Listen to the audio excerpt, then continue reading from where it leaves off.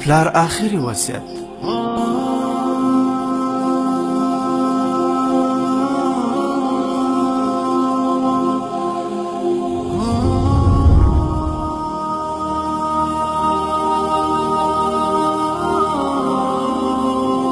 یو ډیر مالدار او هوښیار سړی ناروغۍ ډیر خراب کړی و او پوهېده چې مرګ یې په دروازه کې ولاړ دی.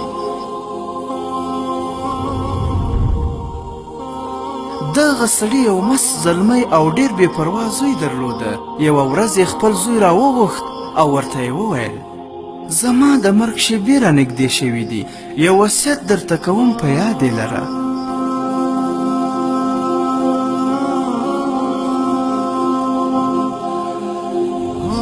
هغه دا چې که چیرې د ژوند ډیر سخت شو او له ژوند څخه د زړه شین شو، نو زموږ د قصر شاته یو غار ده، هغه ته ولاړ شه. هلته په چت کې یو پړی راځړېدلی دی، هغه غاړې ته واچوه، ځان پرې زندۍ پانسي کړه چې د ژوند له سختیو څخه په آرام شي.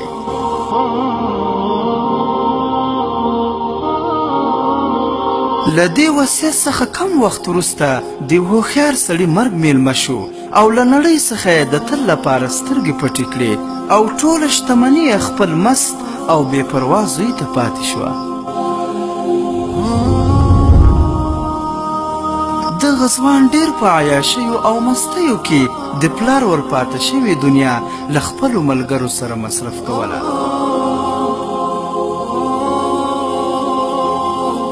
دا یې هغه بد ملګري وو چې پلار یې څو ځله ورته ویلي وو چې د دوی له ملګرتیا څخه لاس واخله، خو نوموړي مست ځوان به نه منله.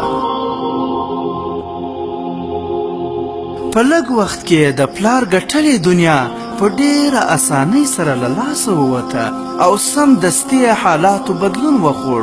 ټولو نږدې ملګرو ورته شا کړه او ورته یې وویل: تا په خپل لاس خپله شتمني برباد کړې ده، زه خپل کار کوه.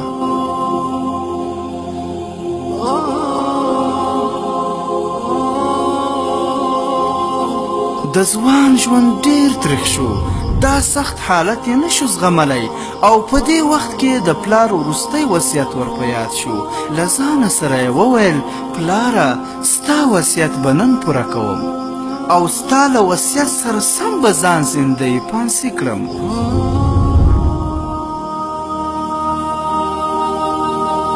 سمدستي د خپل قصر شاته غار ته ولاړ.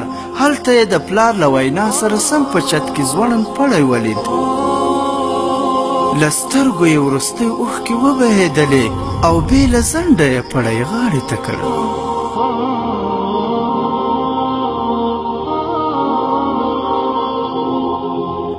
کله چې نوموړي ځوان ځان ښکته پرېښود او د مرګ کندې ته یې ور ټوپ کړل، ځمکې ته په رسېدلو سره له پاسه څخه پړی وشلېد.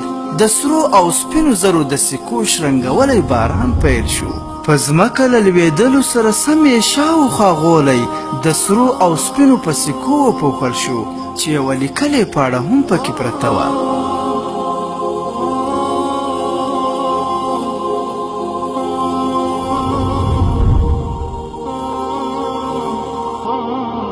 په پاڼه کې یې پلار ورته لیکلی و: زویه، اوس به پوهېدلی یې چې کله سترګې سمې رڼې وغړوې او له بېکاره ملګرو لرې شي، دنیا بیا هم له هیلو او امیدونو ډکه ده.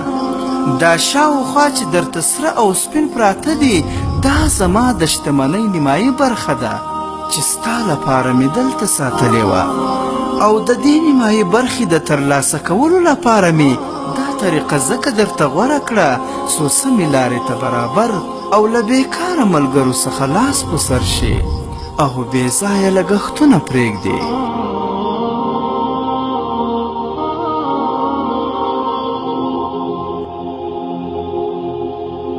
عبرت: زوی که هر څومره ځان له خپل پلار نه هوښیار وګڼي او ورڅخه بې پروا شي، خو بیا یې هم پلار د آینده زندګۍ په سوچ و فکر کې وي، نو باید د پلار خبره هیڅکله ونه غورځول شي، ځکه پلار همیشه د خپل اولاد په ګټه خبره کوي.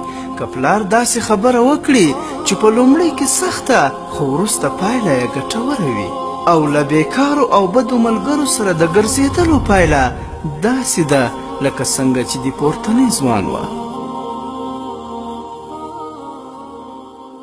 محترمو اوریدونکو، د اسلامي او تاریخي عبرتناک کیسو لپاره زموږ د فیسبوک پاڼه حکایات مصنوي شریف د ثواب په خاطر در سره لایک او شیر کړئ.